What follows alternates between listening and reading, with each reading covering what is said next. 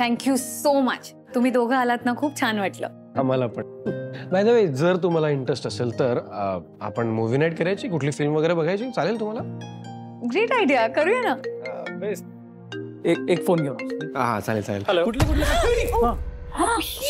Sorry काय रे, आता जा बरं घरून एक शर्ट घेऊन ये, जा. लगेच आलो. अरे नाही नाही, इट्स ओके. अगं माझ्या बेडरूम मध्ये बेडवरच ठेवलाय टी शर्ट. परफेक्ट. आलेच.